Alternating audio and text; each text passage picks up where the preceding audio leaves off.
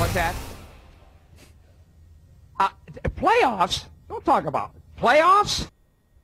Yeah, playoffs, Jim. It's about that time. Evan West here. Brandon Baylor has the week off, and while the Skeeza schools play for state championships tomorrow, the high school league kicked off a new season tonight. We've got all the games right here, but here's some of the storylines we are following. After a one-year hiatus, Berkeley is back in the playoffs. They had Darlington.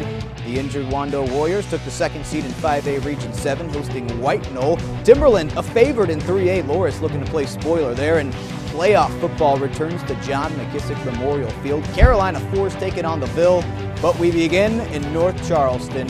Irmo taking on the defending 5A state champions, Fort Dorchester. The scoreboard was, as the kids say, lit. DeCarrion Joyner throwing a fastball to Adonicus Sanders. It's wrestled out of his grip, but it's still a touchdown. 7-0 P-Men on top. After a stop by the Fort Dorchester defense, it's DeCarrion again. This time he takes off and he takes two defenders into the end zone. 14-0 just like that. Fort Dorchester is rolling. If they were a vehicle, it'd be a cross between a hybrid and an F-350 because they never run out of gas and they're big, bad, and unstoppable. Joiners to Sanders making it 21-0 in the second quarter.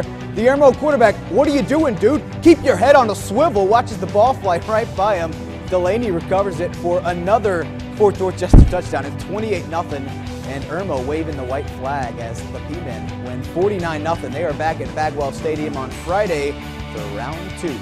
Last year, deer season began early in Berkeley County as the Stags' playoff chances were shot before they could sniff November. They finished 1-4 in region, cost Jeff Cruz his job. Enter Randy Robinson. In just 1 year, he's turned Berkeley into a region champion. They were 5-0.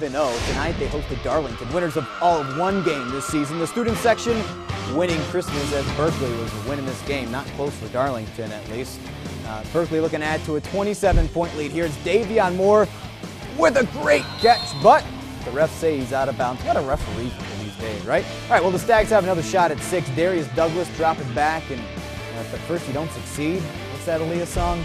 Try again! I think she's a little more graceful with it, but Davion Moore pretty graceful there with that catch. It's 34-0, Berkeley on top. Later, backups in the game for the Stags. Alec Window, backup quarterback. We haven't called his name this season, but they call his name here as he gets the touchdown. It's 40-0 Berkeley over Darlington. 5-5 Crestwood out of Sumter traveling to Cane Bay to take on those gritty-nitty Cane Bay Cobras. They came out on the attack at the 1-yard line. It's R.J. Roderick Jr. faking out just about everybody and sneaking past the defense with the collision. Yeah, tell him, what's up, R.J.? It's 7-0 Cane Bay. Later, more from the Cobras. You know, they can just run this ball at will. And Damon DeFord, it's no secret. He takes it right up the gut for another touchdown. 2-point conversion makes it 15-0. Not going down without a fight, though. It's Crestwood on the comeback.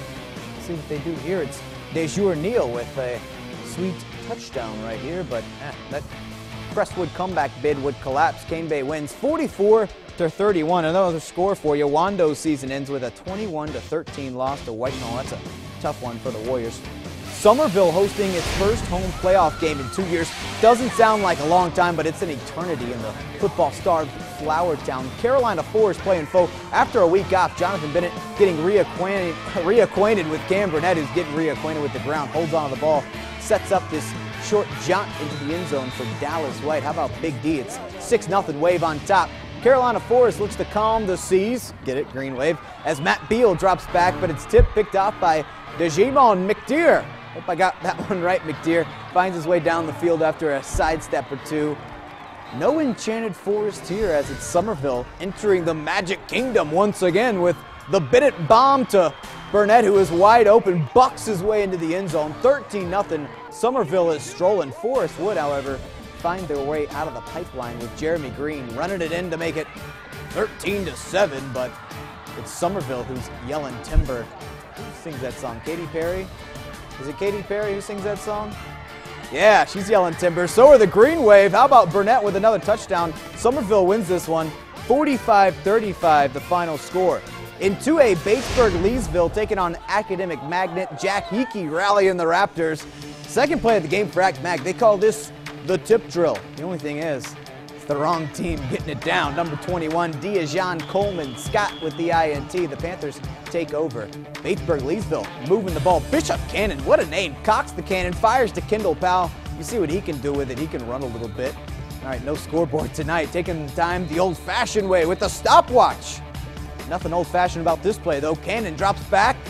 Finds Montez Merritt for the score. It's 7-0 Batesburg-Leesville. They win this one big time, 48-0 the final.